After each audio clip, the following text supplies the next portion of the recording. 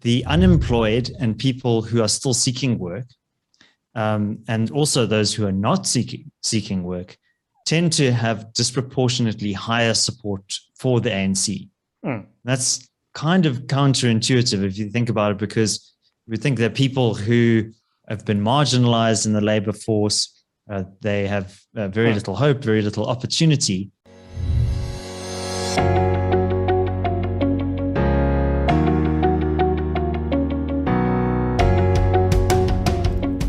Hello, my name is Donald. I'm filling in for Beatrice, who's currently playing hide and seek and waiting for me to find him. This is WorldView, where we explore everyone's perspectives on all things that can broaden our worldview. Today we're talking with David Ansara. David is the Chief Operating Officer of the Center for Risk Analysis. In this role, David manages the CRA's Policy Research and Political Risk Advisory Services. He is also responsible for the CRA's Bespoke Projects Division. David, welcome to the show. Donald, it's a pleasure to be here. Thanks for having me on. Great. So David, like I told you just before we started it, I absolutely love your channel. And one video I really like to focus on is where you did an analysis on some recent election polling results. Can you give us an overview of what happened there? All right, Donald. Well, I have got some data in front of me, which I think will help us to ground the conversation. And I think it's just really useful to look back on the last national and provincial elections in 2019. This is essentially a picture of the electoral map that you're seeing here. So what you see with the dark green, that's strong ANC support, so more than majority support. Light green is less than a majority. Less than an outright majority. And then the blue is the DA, and the red's not actually the EFF, but that's the IFP, which is very much centered in KwaZulu-Natal. And I think what's useful to note is that we have access to some polling data, which we provide to our clients.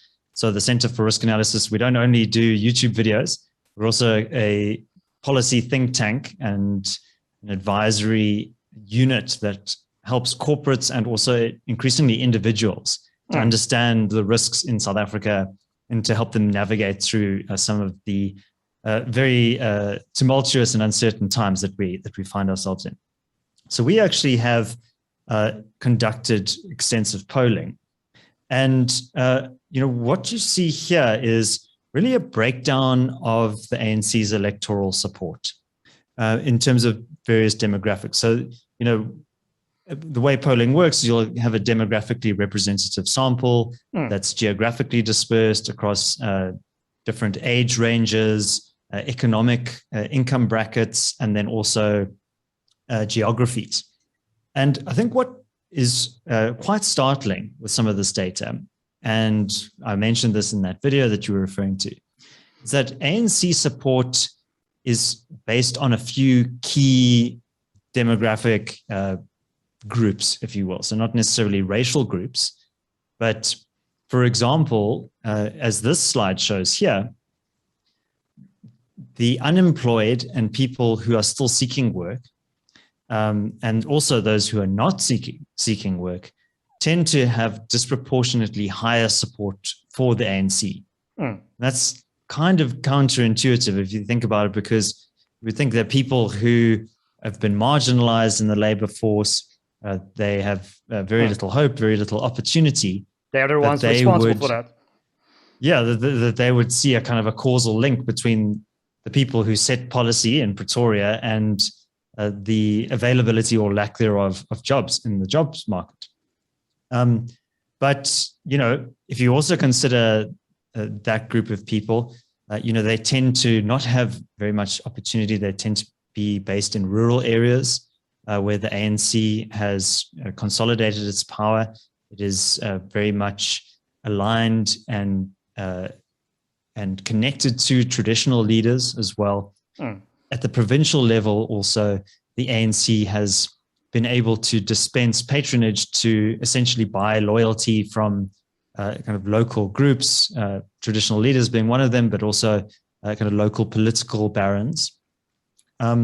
So also this group of people is dependent on the state for welfare. So we have another graph, which I haven't prepared here, but which shows the number of jobs since about 2008, and it's kind of flatlining like this. And the number of income grants, that's now up to about 18 million. Number of people with jobs is about 16 million. It's been hovering around there for the last 10 years or so. It hasn't really grown much, but the population has grown, and the number of income grants that are dispersed on an annual basis has grown to about 18 million. Some people get multiple income grants, but essentially got more people receiving grants than you have in work. And that has huge social ramifications in terms of it means that you're now dependent on the state to maintain yourself, to provide for the basic needs of yourself and your family. And it also means you're going to be a bit reluctant to vote against the political leaders who occupied the state. Just for interest's sake, sorry, yeah. Is there any other poll to compare this with? Like, for example, in 2019, 2018, like, did these numbers go up? For example, the unemployed still supporting the ANC? We don't have that shown here, but maybe we should take a step back and just look at the overall electoral performance. So what I've shown here is the national election plus polling that was done by Ipsos, which is a very well-known, credible polling company, and then also some of the polling numbers that we have access to. And okay, so here we have the ANC's final tally of the votes, 57.5%. The Ipsos polling in November of that same year, 2019, showed a slight reduction in the ANC's majority. But come September 2020, after the full impact of the lockdown had been felt, you now see the ANC hovering very closely around that 50% mark.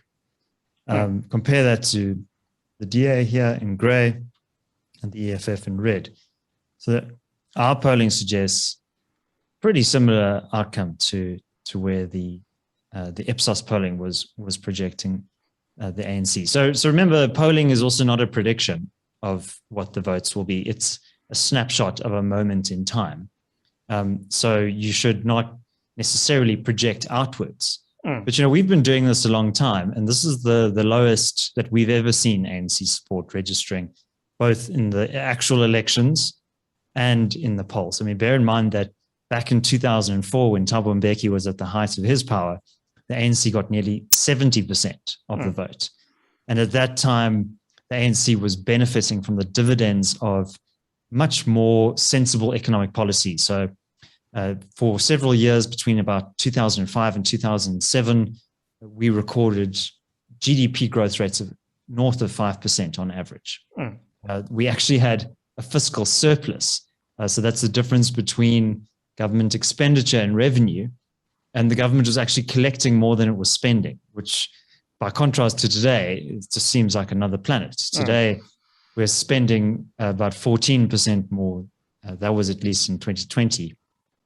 We've now had some increases in revenue because of the global commodities boom and the mining sector. They've been able to take advantage of that. So we're collecting more revenues, but still our deficit is hanging around 10%. And that's really not a sustainable position to be in. And when that commodity cycle turns, now we're going to be in quite a lot of trouble. And there's talk of a universal basic income grant being implemented as well, which would do much more harm to the tax base and which would put additional pressure on taxpayers as well. So this, I think, is a good comparison. And you could just, I think you don't necessarily need to be a political scientist or a policy analyst to see the trajectory that the ANC is on. Also, something to bear in mind is that electoral data that the IEC releases shows that the number of people who are voting is also declining. The proportion of eligible voters has declined. And that mainly affects the ANC, if I'm not mistaken, negatively. Yeah, I mean, particularly at the local government elections, the opposition tends to benefit from what they call the differential turnout. People seem to be more likely to support the particular local candidate who might be from an opposition party than they would the national candidates. So that has impacted the ANC, but I mean, in some ways, also it's artificially inflated their support, because even though fewer people on aggregate are voting for the party, they still maintain the majority. Okay, well, so what can we do about this? If we want to now get these people, I mean, obviously the answer is probably economic growth or some sort of availability to internet. What do you think is the solution to get the unemployed to stop voting for the ANC? I'll answer that question in just a moment, but I just wanted to take a step back to the voter turnout. All right, so basically, over a third of eligible voters, so 34%, stayed away from the voting station completely. So, for all of the ANC's, language around that we represent the will of the people and being a vanguard of the movement, the people's movement, this was the lowest voter haul on the lowest percentage poll against the highest non-registration of eligible voters in 25 years. So they received 234 seats out of the 400 seats in the National Assembly and Parliament. But in reality, only about 26.5% of all voting age South Africans had actually turned out to vote for the ANC, if you do the calculations. Wow.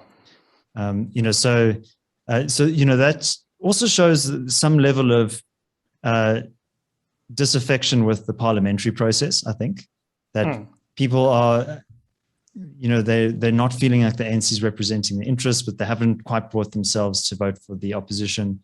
And so it's almost like a tacit or passive rejection of the ANC without necessarily voting against them. But in our analysis, people often say, well, why is ANC support so sticky? And our view is that people respond to improvements in their material circumstances. That's why ANC support went up to that near 70% point in 2004. Life was getting better for many people because of improvements in governance and service delivery and so on, and growth in GDP per capita. People were getting richer, essentially.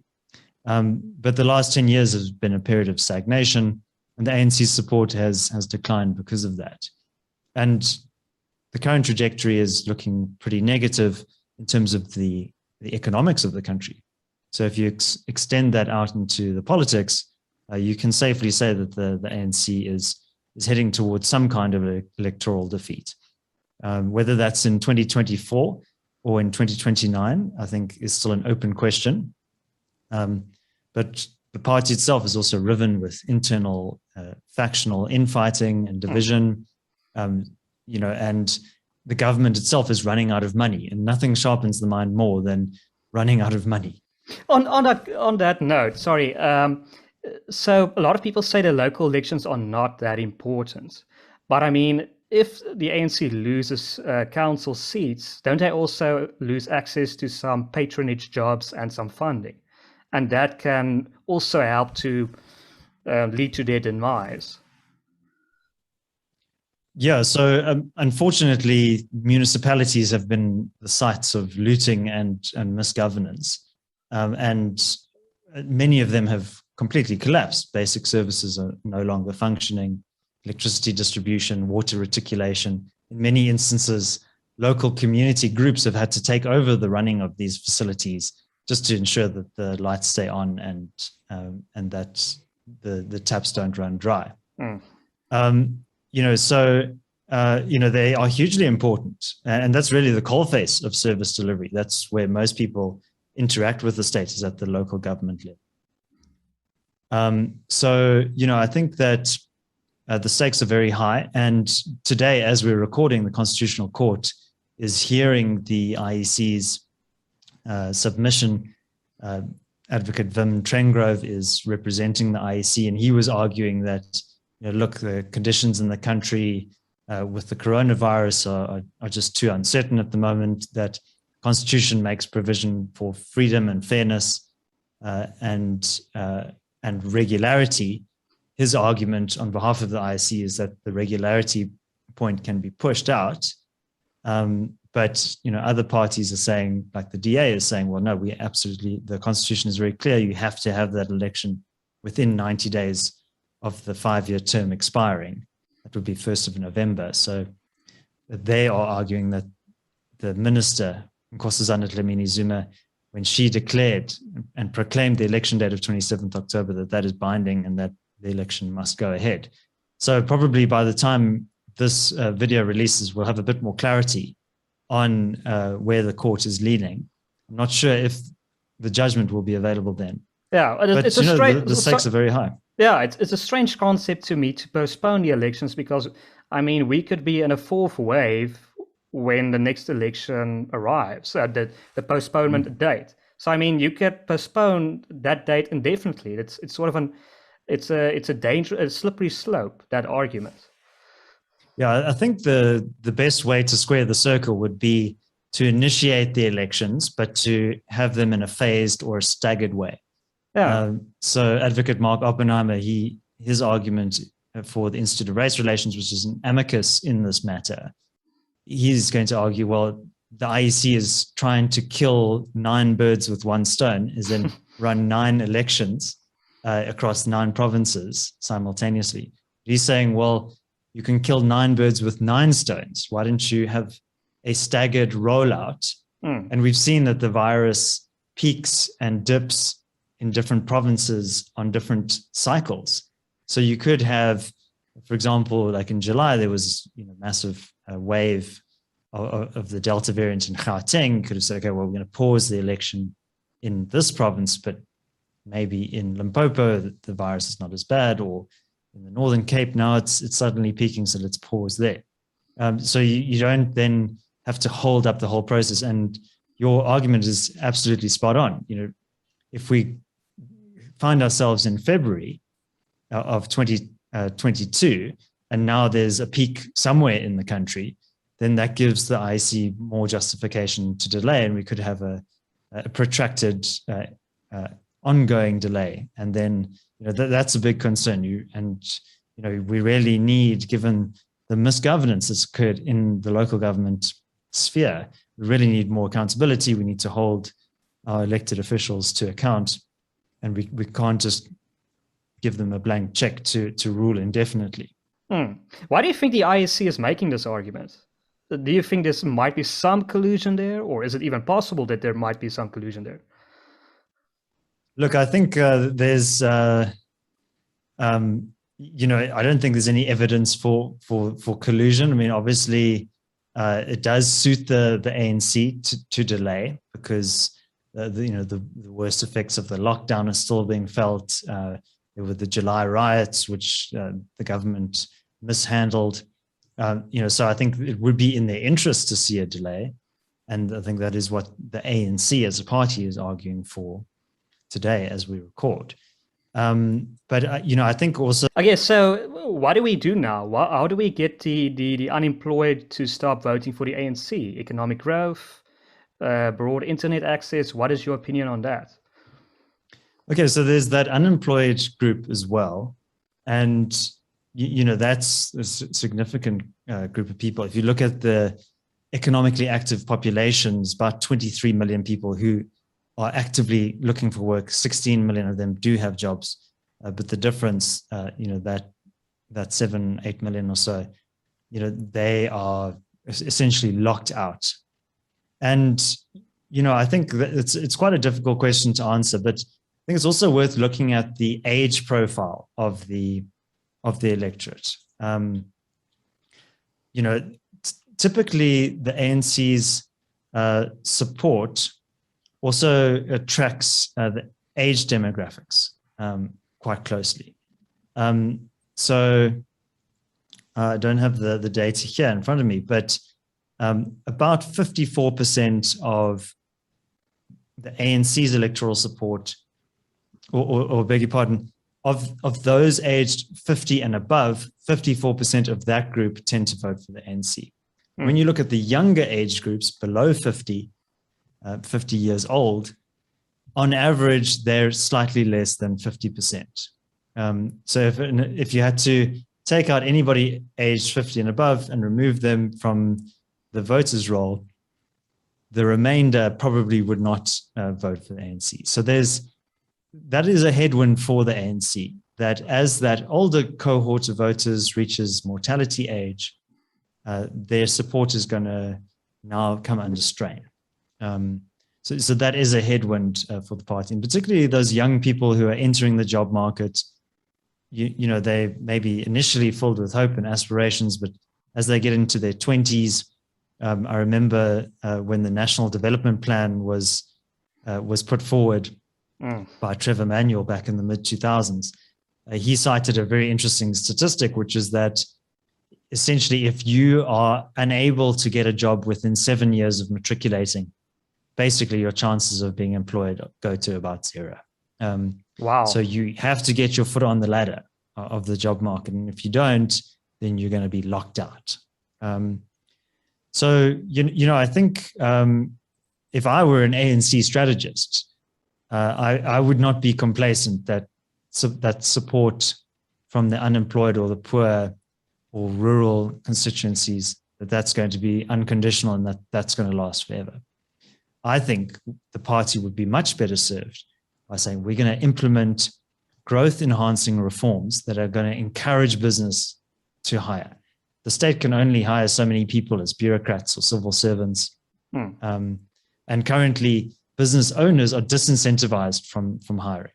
There's a whole myriad of policies and regulations, the Labor Relations Act, the Basic Conditions of Employment Act, the National Minimum Wage Act, which sets pricing at a certain level. All of these act as a handbrake on business activity. Just means that you're taking a much greater risk when you hire somebody. And so you don't see all of the jobs that employers didn't even put onto the market or didn't advertise because there's an opportunity cost. They just think it's not worth it. Instead of hiring 50 people, we'll just get by with 10 people because the risk is too high that there'll be a militant strike or that will be taken to the CCMA if there's some kind of minor dispute. And, some of those protections are important and like health and safety, for example. But if you look at other countries, many of whom also have fairly unskilled populations, like Ethiopia, they've managed to absorb millions and millions of people in low value adding manufacturing activities, plugging into global supply chains and making shoes or, clothing or other manufactured products. And you've got to set economic policy for the economy that you have rather than the economy that you wish you had. So a lot of the laws that we have now, like you would see those in Scandinavian countries, highly educated populations, very low unemployment to begin with, very generous tax takings that can support the welfare systems. We don't have that. We're a middle income country. And so we're just putting many, many restrictions on our job market. But I think if the ANC had to liberalize, there would be some convulsions, a lot of political pushback from the unions, obviously. But ultimately, people would see that, my prospects are improving. Last year, I didn't have a job. This year, I do. Now, my son or daughter has a job as well. And they'll see those improvements in their circumstances and reward the ANC at the polls for that. On that but note, at the moment, the ANC is incapable of implementing those reforms. They just do not have the stomach for reform. I think it was Dr. Frans Cronje who said that the problem with economic growth, and this is what the ANC sees as the problem with economic growth, is once they produce economic growth, people then tend to go towards the Democratic Alliance or the other parties.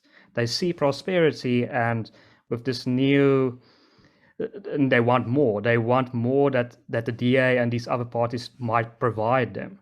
So isn't there an argument to make that the ANC doesn't want economic prosperity? Look, I think there's some validity to that. One of the other headwinds facing the ANC is that when people move to an urban area, then their voting patterns start to change. And so a lot of people have moved to urban areas in an attempt to improve their life circumstances. For many of them, even if they're living in a shack on the outskirts of town, it's better than living in a rural area where there's no opportunity. And so you do also see the data tending in that direction as well. That's interesting. So, yeah, and I mean, this was the case in Zimbabwe as well. MDC was where in the urban strongholds, ZANU-PF increasingly became a rural party. And so a lot of the Operation Murambatsvina, which was basically the urban clear out, was designed specifically to target urban opposition voters. So my next question would be, why has no political party really capitalized on this? Why do you think all the political parties, the opposition, is struggling to really capture these voters that have now turned away?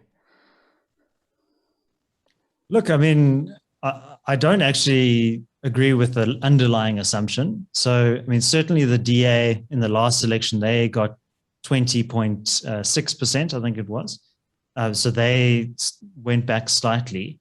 But, you know, there has been a fragmentation of the vote. The EFF has also obviously grown to about 10%. So, you know, I think that's the EFF is also, it comes from the same kind of ideological tradition as the ANC, albeit a more radical version. So, you know, if you lump those two together, you're still seeing north of about 67% of electoral support for the ANC aligned parties, if you will. But, you know, I also think that there has been a proliferation of smaller parties that we've seen, smaller opposition parties. And, you know, I think the media does have a role to play in this as well. You know, often you'll see a narrative around, you know, when the latest corruption scandal breaks in the ANC, for example, people say, well, you know, what is to be done here? You know, we couldn't possibly find another party to challenge the ANC, but here you have the DA in the Western Cape running very clean administrations, very efficient, and the media just almost refuses to talk about them. It's like they don't exist. So, and so I think that the traditional media has a lot of the burden of responsibility there for kind of being very dismissive and hostile towards the DA, and I think unwarranted. Do you think it's because they consider them a liberal party and they generally just have a negative attitude towards liberalism? I think so. I think there's some of that. I think also the ANC has done very well to position itself as a hegemonic force. And I think that's why people were advocating for Mr. Ramaphosa as, you know, if you consider the Business Day editor, Peter Bruce, you know, he was saying, you know, Ramaphosa is the least worst option within the ANC. And can you consider voting for anybody else in the ANC? But that serves to reinforce and normalize this idea that the ANC, Tina, there is no alternative. But, you know, I think that gave Mr. Ramaphosa a lot of cover. And, you know, today we've seen now expropriation without compensation is being driven through Parliament. There's some kind of roadblocks there around and debate between the EFF and the ANC around this issue of custodial takings. You know, we now have increased talk of national health insurance. There was the riots, obviously, which showed the breakdown in the security services. You know, so in many ways, we have continuity with past ANC policies, but also backsliding on basic things like property rights, the rule of law, and law and order as well. So, you know, I think definitely the Ramaphoria that was put forward in 2017, 2018, I think has been shown to be a bit of an illusion. Is it though? Well, in terms of the public's perception, doesn't he still enjoy like a 60% approval rating? Yeah, so I think one of Mr. Ramaphosa's skills as a politician is to be able to distance himself from the shortcomings of his party, even though he will often say, I'm a party man, I put unity of the ANC above anything else. It's Makashule or it's Bekachele. Yeah. You know, so I think becomes a lot of the blowback gets absorbed by some of his some of his colleagues in the cabinet, but he seems to always manage to emerge unscathed. I think he's a very cunning political operator. I think he kind of comes across as this kind of genial guy, a consensus seeker. But, I think it's pretty remarkable how much he's been able to evade some of the, if you consider the PPE corruption scandal during his watch. I mean, he gave assurances that this is going to be cleanly administered, and billions were stolen from the public purse. And yet he still manages to be somewhat above the fray.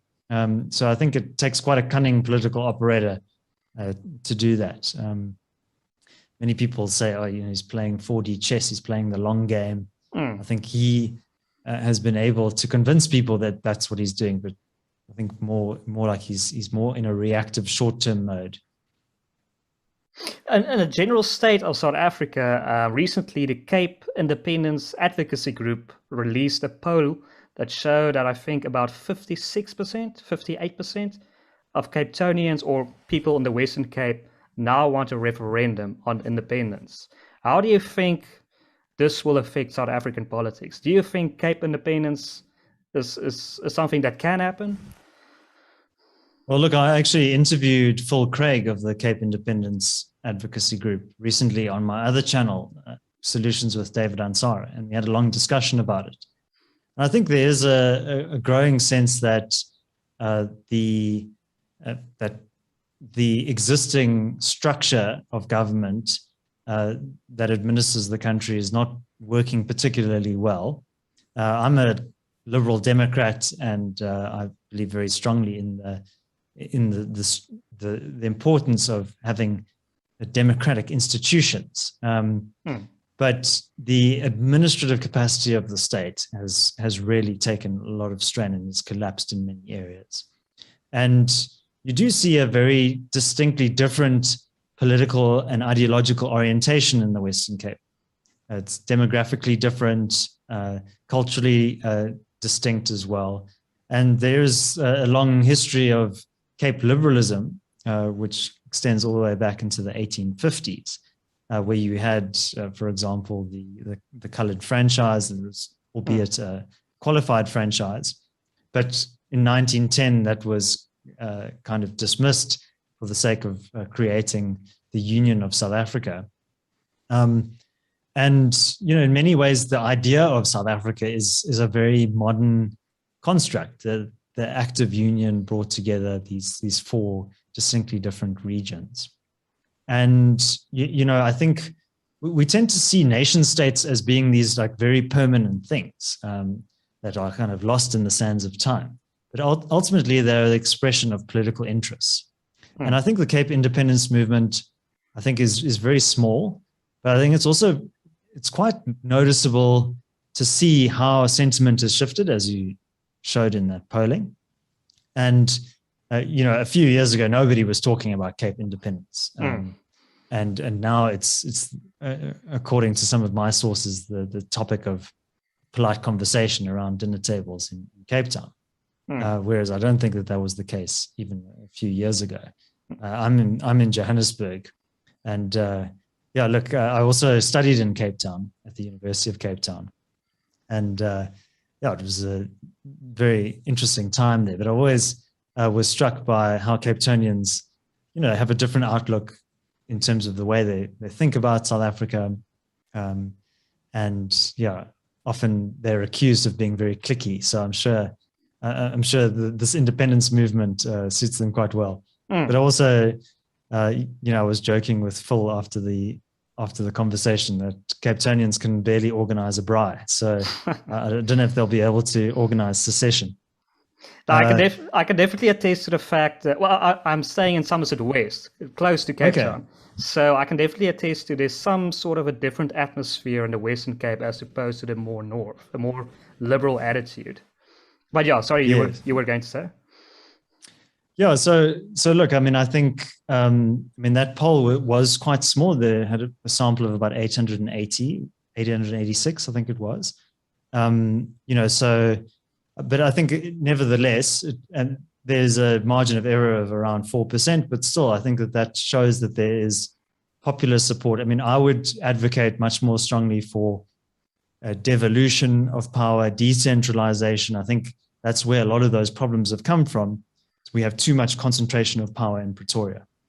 So I think giving the provinces and the regions much more autonomy for how they govern their own affairs is really critical. But part of that is also revenue raising ability. You know, they don't have the ability to tax and to differentiate themselves from each other and from Pretoria. So the National Treasury collects about 95% of all of their revenues for the provinces and then distributes it. Sorry, isn't that politically difficult to achieve, a devolution of powers? Don't you need like quite a majority in parliament? You basically need the ANC to provide that. Yeah, look, that's absolutely right. And, you know, but it was politically difficult to dismantle apartheid, right? But ultimately, the National Party had to cave into the pressure. So these things are not impossible or insurmountable. But, you know, what I think is very interesting at the moment is that the Cape independence advocacy movement is also putting pressure on the DA. And now you see the DA introducing private members' bills to Parliament, to Parliament to enable them to run provincial referendums. And so we have the Referendums Act, which goes back to the 1980s, which obviously preceded the creation of the 9 provinces that we have. But the Constitution says that premiers of the province can initiate their own referendums. So the Constitution and the legislation are misaligned. So what the DA wants to do is harmonize those two things, and then start to run provincial referendums around policing or economic policy, various kind of issues that they currently don't have control over. They want to say, do you want the province to be in charge of these affairs? And then use that to push for greater autonomy and then head off that threat from the independence movement. So in many ways, I think it is healthy that it creates this pressure for federalism. The DA has always been a proponent of federalism, but it's never really been at the forefront of a lot of their campaigning or their political actions. So now I think this is really concentrating minds, but also interesting to note that the Freedom Front Plus is explicitly putting Cape independence on their electoral agenda. Anybody in the Western Cape who runs under a Freedom Front Plus banner has to commit to a referendum on Cape independence. So I wouldn't be surprised if within the next few years we see that question being put to citizens of the Cape. But the question is, if they do agree to independence, well, you know, what happens then? The central government in Pretoria could just say, well, we don't accept this, the legitimacy of this. So I think interesting to look at different international examples here. So the one was the movement for Scottish independence. They had a referendum in 2014. But the UK government was committed to respecting the outcome of that referendum. That was part of the political agreement that was reached between the Scottish independence movement and the British government. So the Remain or the no vote ultimately won out. But, you know, I think that was a politically legitimate process. But now if you contrast that with Catalonia in Spain, they ran ahead with a referendum without the consent of the Spanish national government. Wasn't that also illegal? It was deemed illegal, yeah, the outcome. And then actually many of those Catalonian independence politicians were then imprisoned. I think the leader, he fled the country, I believe. I think that's right, yeah. You know, so that's not a good outcome. But, you know, it's, you know, all of the nation states that we have, when we look around the world, they were all created by some kind of political agreement. And in many respects, you know, the criticism of African states is that they're the product of colonial borders that were imposed from the Berlin Conference, for example. And if you look at a map of Africa, many, many straight line borders. That's because they were agreed in a faraway land, often defying geography or culture or history and so on. So I think it's also shows you that I think the traditional notion of the state and its role is beginning to change as well. That you could have much more localized forms of governance. What Frans Cronje terms the enclaves emerging, where you have kind of capital and skills and people converging and coming together in a voluntary way and increasingly disassociating themselves from the state and saying, well, we're just going to look after our own affairs. If you consider a country like Switzerland, it's essentially a collection of cantons, of these small autonomous units. And I challenge you and anybody else watching this to tell me who the president of Switzerland is.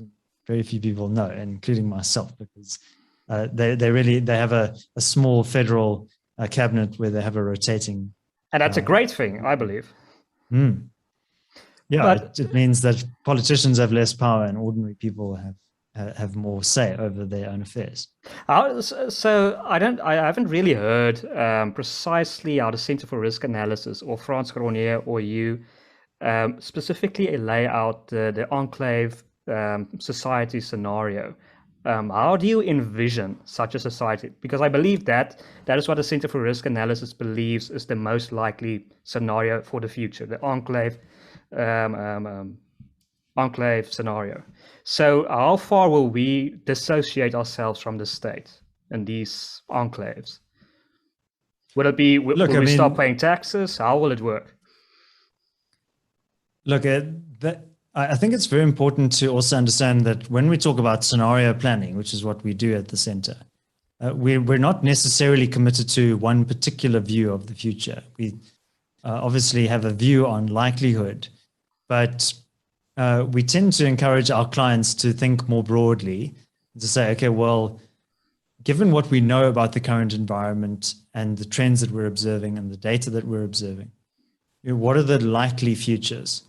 So I do think that we are approaching some kind of paradigm shift. And our incoming director, John Indres, he and I had a video earlier this week talking about a punctuated equilibrium, which is that things remain static. There's a kind of a status quo for a long time. And then something, often some kind of dramatic political or economic force, creates a change in the circumstances. And that brings about a new paradigm. And we've seen that throughout South Africa's history. Usually it was because of economics, that there was a big economic shock or a world war. The end of the Cold War, for example, opened up South Africa to negotiate with the ANC, that brought the National Party and the ANC together around the negotiating table. So whether that's another international shock in the financial system, or the government running out of money, or a further breakdown in law and order, like what we saw in July in KZN, but on a bigger scale, that will bring about a new fundamental shift. When that will happen is anybody's guess, but I think you do well to prepare for that. But we're already seeing people starting to, either move offshore or move their money offshore, internationalizing their business operations, trying to de-risk themselves from South Africa, not have too much concentration risk. These would be, things that I think would be very useful in terms of hedging yourself against some of the volatility in South Africa. So I think having this assumption that the ANC will reform, it's just a question of time, and we will return to a period like we did in the mid-2000s where we were on an upward trajectory. I think that is unlikely at this point. I think we need to confront the fact that the ANC is incapable of reform. They cannot introduce the policies that are needed to fundamentally change the economy and to create growth. So they're going to be experiencing those headwinds. And often in our engagements with them, they see the challenge, they see the problems coming, and they know that the problems are the cause of their own policies, or attributed to their own policies. But they can't alter the trajectory because they risk destabilizing the ANC. But yeah, how do enclaves come about? Well, we already have a blueprint for them, the Gulf estates in the Western Cape. I'm living in one. Yeah. And, those, if you consider how energy security is becoming increasingly a risk, and, the government was essentially forced into reforming energy supply. And because of the rolling blackouts, now having to decentralize energy production, you can now, it still needs to be, processed through the official legislative channels. You can now generate electricity up to 100 megawatts privately. And, a lot of people were celebrating that reform as, indication of the reformist mindset of the government, but those reforms were forced on the government. So I think that pattern will repeat itself, that things will, continue to break down, and the government will be compelled to concede ground, which I don't think would necessarily be a bad thing. It's just not in the kind of orderly, uniform way that many mainstream analysts assume it will be. Yeah, sorry, just one correction. I think you said Gulf estate. I live in a security state. I'm not that rich, but okay. This has been a fascinating conversation, David. I see our time is running up, and I don't want to spend more of your valuable time. I want to give you one last opportunity to add, plug, or say anything that you want to. Well, Donald, yeah, I just wanted to say thank you very much. I think your channel is really growing, and it's good to see voices like yours making themselves heard online, and providing the platforms for speakers to share their ideas, and for us to come up with creative solutions to South Africa's problems. That's the theme of my podcast, Solutions with David Ansara. But also in terms of the Center for Risk Analysis, like I mentioned, we don't only serve big corporates. We have individual subscribers as well. So I'll share a link here, but we have a 30-day free trial. So if you want to join us and sample our reports, get access to our data and our regular webinars as well, then you can do that for free. You can get a sense of what we're all about. But I think, we're at a critical juncture in South Africa's history. It's both uncertain, but also exciting. And we want to help people to make informed choices to preserve their incomes, their security, and their place in South Africa. I don't think, many people, when things get a bit hairy, their thoughts automatically turn to, should I immigrate? But I don't think the world is necessarily going to be a very stable place in the next few years either. And it's rather about preparing yourself and making yourself robust for the challenges and risks that lie ahead, rather than kind of putting your head in the sand and hoping those risks will go away. So I hope we've been able to touch on some of those themes a bit in our conversation today.